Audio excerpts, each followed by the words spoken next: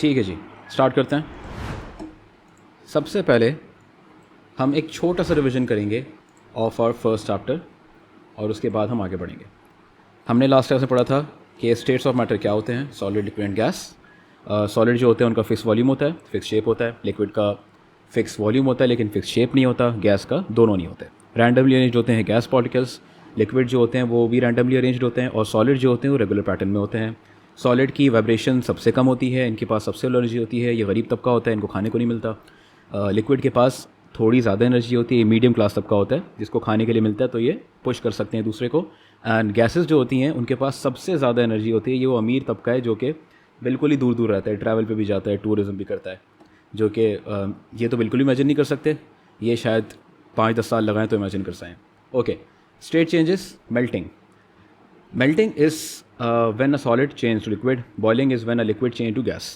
Freezing is when a liquid changes into solid. और evaporation क्या होती है? जब लिक्विड जो होता है वो गैस बन जाता है। एंड कंडेंसेशन जब गैस लिक्विड बन जाती है। और सब्लिमेशन जब सॉलिड डायरेक्टली गैस बन जाए। ठीक है, इसकी ये डायग्राम है जहाँ पर हम देख रहे हैं कि सॉलिड को अगर एनर्जी मिली जाए तो फिर अगर उसको सबसे ज़्यादा, कुछ सॉलिड ऐसे होते हैं जो डायरेक्टली गैस बनता है। ठीक है, एनर्जी मिलने पर तो उनको हम कहते हैं सब्लिमेशन के प्रोसेस से गुजरने वाले। ठीक है, सॉलिड अगर उसको एनर्जी मिल रही है वो लिक्विड बन रहा है because of increasing energy, right. और अगर लिक्विड को एनर्जी मिलती है तो फिर वो एवेपोरेशन की तरफ जाएगा और गैस बन जाएगा। ठीक है, इसका ऑपोजिट क्या होगा, उससे एनर्जी ले ली जाएगी, कंडेंसेशन देन फ्रीजिंग। अच्छा, हम लोगों ने काइनेटिक थ्योरी पढ़ी थी जिसके अंदर पता चला था कि kinetic energy is basically energy an object possesses due to its motion. ठीक है, एक ऑब्जेक्ट कोई मोशन करेगा तो उसमें काइनेटिक एनर्जी होगी। सही है, हमने एक ग्राफ देखा था, थोड़ा कंफ्यूजिंग सा लेकिन इजी है। सॉलिड जो होगा वो मेल्ट होता रहेगा और फिर एक ऐसे स्टेट में आएगा जहाँ पे सॉलिड भी और लिक्विड भी है, just like an ice cube. जो आइस क्यूब होती है जब वो पिघल रही होती है तो वो बर्फ़ भी होती है और पानी बन रहा होता है। फिर ये पॉइंट जब पास हो जाता है तो वो सिर्फ लिक्विड रह जाता है। ठीक है, फिर लिक्विड के पास एक ऐसा पॉइंट आ जहाँ पे लिक्विड और गैस होती है। फॉर एग्जांपल, चाय के पतीली के अंदर आपने पानी उबाला तो धुआं भी निकल रहा है और पानी भी बुलबुले छोड़ रहा है, तो ये वो पॉइंट है जहाँ पर लिक्विड गैस बन रही है। किसी और ने भी ज्वाइन किया? ठीक है जी, ओके आगे बढ़ते हैं। ओके ठीक है, एडमिट ऑल। अच्छा जी, अब आगे बढ़ते हैं। हमारे पास pressure and temperature and gases था, ये भी हमने पढ़ लिया था कि जैसे जैसे वॉल्यूम घटेगा वैसे वैसे प्रेशर बढ़ेगा। क्यों?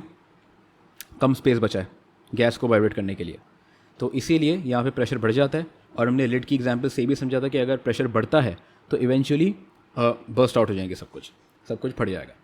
ठीक है, ये हमने पढ़ा था पहले टॉपिक के अंदर, यूनिट 1.1। इसका नेक्स्ट यूनिट है हमारे पास unit 1.2 which is diffusion.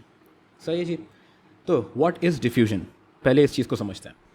Diffusion एक ऐसा प्रोसेस है जहाँ पर डिफरेंट गैसेस या डिफरेंट लिक्विड्स जो कि मिक्स होते हैं वो होते हैं रैंडम मोशन की वजह से। ठीक है, रैंडम मोशन की वजह से गैसेस या फिर और लिक्विड्स ये होते हैं मिक्स। ओके सही है, अब मेरे ख्याल से पूरा आ गया। ठीक है जी, डिफ्यूजन इज व्हेन गैसेस और liquids mix due to random motion. इसको हम ब्राउनन मोशन भी कहते हैं जब वो लिक्विड के अंदर होता है, और गैसेस के अंदर रैंडम मोशन भी कहते हैं। अब diffusing particles move from an area of high concentration to an area of low concentration. बहुत ही कंफ्यूजिंग कॉन्सेप्ट सर, ये हमारे सर के ऊपर से हमेशा गुजरा है। तुम लोग की बात नहीं कर रहा, मेरे सर के ऊपर से तो हमेशा गुजरा है। क्या होता है ये? सिंपल सा है। लेट्स सपोज तुम एक रूम के अंदर 100 लोगों को कैद कर दो। बहुत डार्क है बट खैर साइंस के अंदर चलेगा। आपने 100 लोगों को एक रूम के अंदर कर दिया कैद। ठीक है जी, अब आपने एक दरवाज़ा खोला, ये है वो दरवाज़ा जो आपने ओपन कर दिया। तो इवेंचुअली क्या होगा, ये 100 लोग जो हैं ये और इस तरफ तो नहीं जाएंगे ना, ये किस तरफ भागेंगे? ये भागेंगे स्पेस की तरफ। दरवाजे के थ्रू ये दूसरे रूम में जाने की कोशिश करेंगे जो कि ये रूम 2 है। सही है, ये है फर्स्ट रूम और ये है सेकंड रूम। तो क्योंकि ये एरिया पूरा क्राउडेड है, this area is crowded right, there is a crowd, तो ये क्या करेंगे, ये फैलने की कोशिश करेंगे। ये हमारा नेचर भी है कि हमें सफोकेशन होती है ना। तो ये जब फैलेंगे तो ये इस रूम में जाने की कोशिश करेंगे, instead of going this way they will go here. ठीक है जी, फिर से समझते हैं। एक दफ़ा ये समझ में आ जाएगा ना, तो ये समझ में आ जाएगा कि जब परफ्यूम आप लगाते हैं तो पूरे रूम क्यों महक जाता है। फिर से देखते हैं। ये आपके पास था एक रूम, सही है। इस रूम में थे 100 लोग। 100 लोग बहुत सारे होते हैं। अगर 100 लोग इस क्लास के अंदर आ गए तो समझो मैं 6 लाख रुपए कमाऊँगा। वाओ, बट खैर अभी नहीं है, इट इज़ सैड। तो 100 लोग जो हैं, अगर उनके लिए हम एक दरवाज़ा खोलते हैं, ओपनिंग रखते हैं, तो क्या होगा, यहाँ पर लोग मूव आउट करना शुरू करेंगे इनटू द सेकेंड रूम। ठीक है, और तब तक मूव आउट करेंगे जब तक यहाँ स्पेस फुल नहीं हो जाती और इधर भी कुछ लोग ना आ जाएं, इतने के ये रूम भी फिल हो जाए। उसके बाद डिफ्यूजन बंद हो जाएगी। इस केस के अंदर डिफ्यूजन तो नहीं है, इस केस में हम बोलेंगे शिफ्टिंग बंद हो जाएगी लोगों की।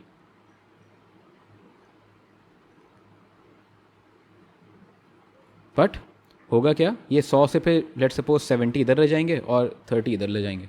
ठीक है, अब लेट सपोज हमारे पास एक और रूम है और उस रूम के अंदर 100 लोग हैं, और फिर ऐसा ही एक और आइडेंटिकल रूम हमने यहाँ बना लिया, सेम, ये बड़ा लग रहा है लेकिन खैर सेम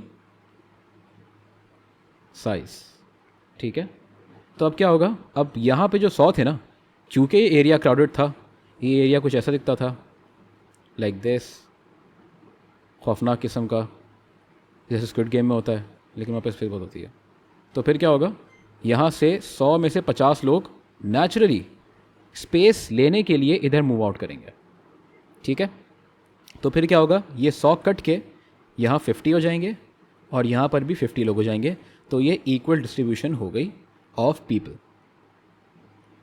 उससे क्या हुआ, उससे ये हुआ कि सबको सांस लेने की जगह मिल गई, फ्रीडम। ठीक है जी, अब ये केस है कॉन्शियसनेस का। We use brain for this.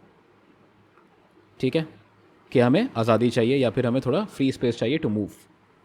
अब जब कोई भी पार्टिकल जो होता है वो रैंडम मोशन में होता है ना, तो वो कंटेनर्स की वॉल से टकराता है। ठीक है, इधर टकराएगा, इधर जाएगा, फिर इधर टकराएगा। लेट सपोज यहाँ पे एक और पार्टिकल था, तो ये पार्टिकल, ये वाला पार्टिकल जो है वो इस वाले पार्टिकल को सफा करता है। ये वाला जो पार्टिकल है, दिस वन, ये इधर टकरा के, इधर टकरा के, इधर टकरा के, इस पार्टिकल टकरा के नीचे चले जाएगा, ये पार्टिकल इधर चले जाएगा। ठीक है, फिर ये टकरा के इधर चले जाएगा। तो it's a random motion. We don't know कि पार्टिकल अब नेक्स्ट कहाँ हिट करेगा। तो इसी रैंडम मोशन को फॉलो करते करते करते करते दे फाइंड दी ओपनिंग। ये है ओपनिंग। ठीक है, बात समझ में आ गई सबको? आई गेस सबको क्लियर है। ठीक है, आगे बढ़ते हैं।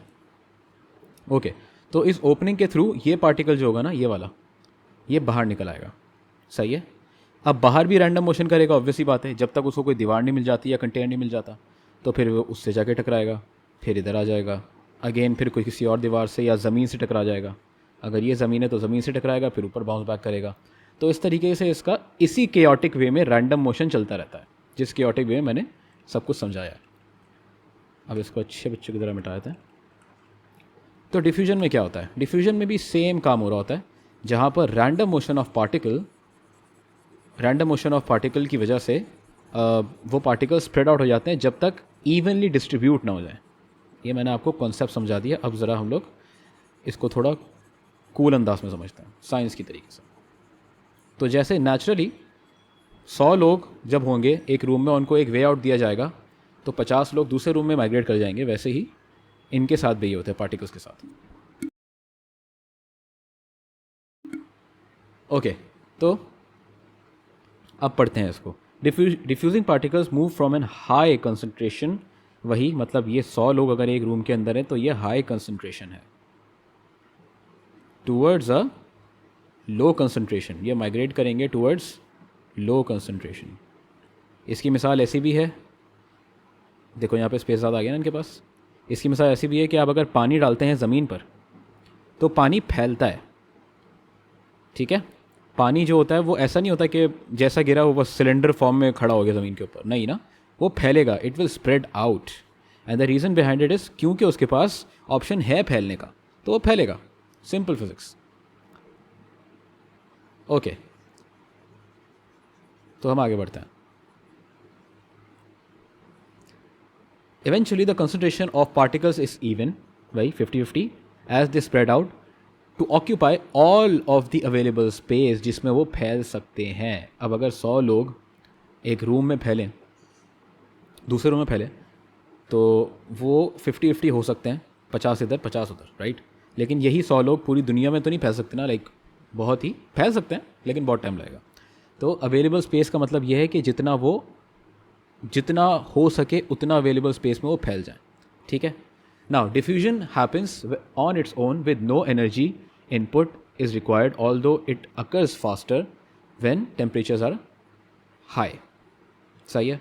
तो लेट्स सपोज अगर हमारे पास वही जो गैस वाली एग्जांपल मैंने कल समझाई थी, जिसमें हमारे पास एक कंटेनर था और उस कंटेनर के अंदर ऑक्सीजन के मॉलिक्यूल्स थे, हमने नीचे से फ्लेम दी और ये वाले मॉलिक्यूल्स तेज़ी से रैंडम मोशन करना शुरू हो गए, और इनके रैंडम मोशन की वजह से डिफ्यूजन हम कह सकते हैं इस एरिया में हाई हो गई, जल्दी डिफ्यूज होना शुरू हो गया, ठीक है।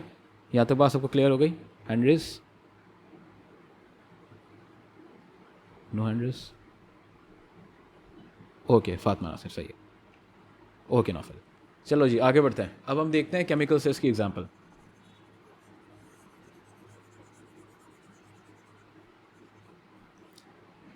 Now we have water and potassium magnet. Sir potassium magnet क्या होता है अभी कभी जानने की जरूरत नहीं है, बाद में जान लेंगे। पानी इज़ सिंपल H2O, ठीक है। Potassium magnet is a substance, ठीक है। पोटेशियम मैग्नेट को हमने डाला पानी के अंदर, तो ऑब्वियसली बात है इसके जो पार्टिकल्स थे वो इस तरीके के थे, लाइक सॉलिड एंड अरेंज्ड, ठीक है। और पानी जो था उसके बीच में ये स्पेसेस थे, दीज आर द स्पेसेस जो पानी के बीच में हैं, ठीक है जी। इसके अंदर बिल्कुल ही नहीं है, ऑल्दो बिल्कुल ही ख़त्म ही है इसके अंदर स्पेसेस जो है। सी ये देखो स्पेसेस यहाँ पर हमें इतने नहीं मिल रहे जितना पानी में मिल रहा है।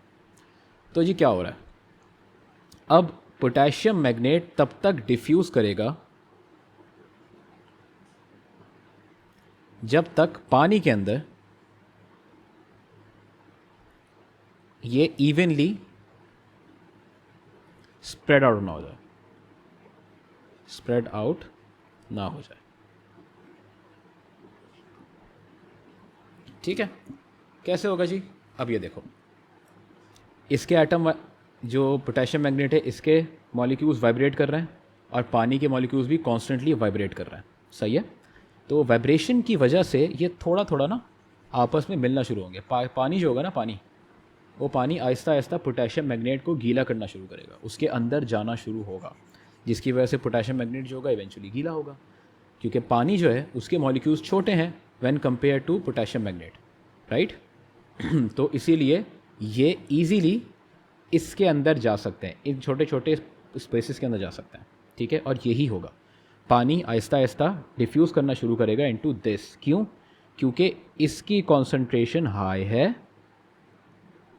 और यहाँ पर पानी की कॉन्सेंट्रेशन लो और इक्वल टू नन है, ठीक है। तो इसीलिए पानी जो होगा वो इसके अंदर जाएगा और पोटेशियम मैग्नेट के केस के अंदर पोटेशियम मैग्नेट की क्वांटिटी यहाँ पर लो है या इक्वल टू नन है और यहाँ पर हाई है, तो पोटेशियम मैग्नेट इस तरफ मूव करना शुरू करेगा, ठीक है। तो पानी जाएगा, water goes into potassium magnet, ठीक है, and potassium magnet goes into the water. ये हो गया आपका डिफ्यूजन, ठीक है। दोनों आपस में डिफ्यूज़ हो रहा है। देखो फिर क्या होगा हमारे पास, 15 मिनट के बाद हमारे पास कंसंट्रेशन जो थी वो यहाँ से यहाँ आ जाएगी, क्योंकि पानी के अंदर पोटेशियम मैग्नेट डिफ्यूज़ होना शुरू हो गया और फिर कुछ ऐसे बन गया ये, ठीक है। अब देखो ऑब्वियसली बात है, अगर हम इसको मिक्स नहीं करेंगे तो ये एरिया सबसे ज़्यादा कंसनट्रेट होगा क्योंकि अभी भी ये डिफ्यूज़ हो रहा है, और सबसे कम ये वाला होगा एरिया, ठीक है। तो अब इसको हम पढ़ते हैं। Potassium magnet molecules diffuses through the solution from a region of high concentration to the region of low concentration. बात क्लियर हो गई। अब इसके बाद 4 घंटे में क्या होगा, ये जो हमारा था ना डिफरेंस, ये पूरा डिफरेंस ख़त्म हो जाएगा। क्यों? क्योंकि 4 घंटे में रैंडम मोशन इतना हुआ है कि पार्टिकल्स आपस में इवनली स्प्रेड आउट हो चुके हैं। तो इन लोगों ने आपस में अपनी म्यूचुअल बॉन्डिंग बना ली है। बॉन्डिंग केमिस्ट्री के सेंस में नहीं, लाइक हाँ भाई क्या हाल है, कैसे हो, पक्की दोस्ती हो गई सब में। तो ये इस तरीके से हमारे पास हो जाएंगे लाइक दिस। अब यहाँ पर कोई ए बी सी नहीं है जैसे हमारे पास इधर था, इधर ये था ना, यहाँ पर सब इवनली स्प्रेड आउट हो चुका है, ठीक है जी। क्यों हुआ है? Due to random motion. Okay, आगे बढ़ते हैं। Now the concentration of particles now is evenly spread through the solution, ठीक है।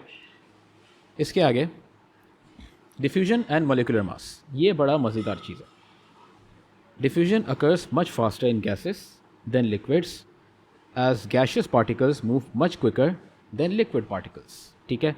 तभी जो आप परफ्यूम लगाते हैं उसकी स्मेल जो होती है वो अगर आप यहाँ लगाएंगे तो पूरे रूम में फैल जाती है, बिकॉज ऑफ उसके जो पार्टिकल्स होते हैं वो रैंडम मोशन में हर तरफ जा रहे होते हैं। बड़ा एरो ऐसा बना है, ऐसे पोली हो गया इसको, बट खैर।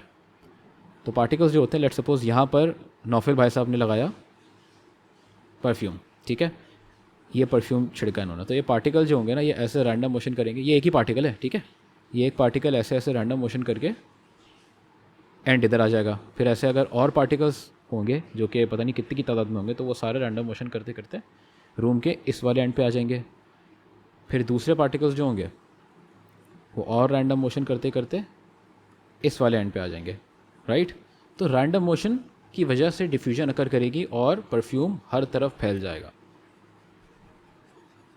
ओके, आगे बढ़ते हैं।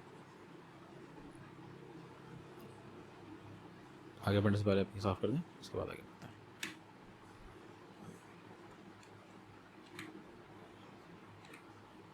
अच्छा जी, now at the same temperature,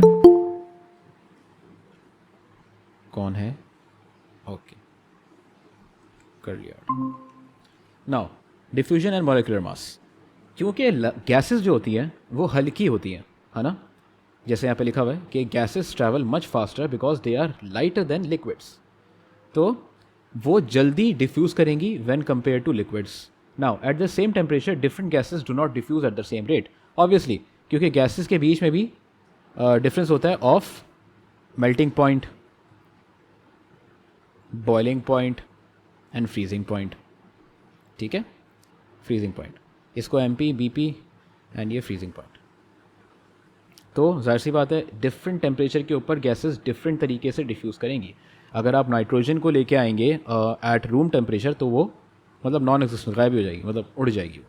लेकिन सेम अगर आप कार्बन डाइऑक्साइड के साथ करेंगे तो CO2 जो होगी वो डिफ्यूज़ होने में टाइम लगेगी, लेकिन नाइट्रोजन तब तक गायब हो चुकी होगी क्योंकि इसके पार्टिकल्स उतनी एनर्जी को बर्दाश्त नहीं कर सकते कि वो उनमें रहे, क्योंकि वो उनका पार्टिकल बहुत छोटा है, CO2 का बड़ा है, ठीक है।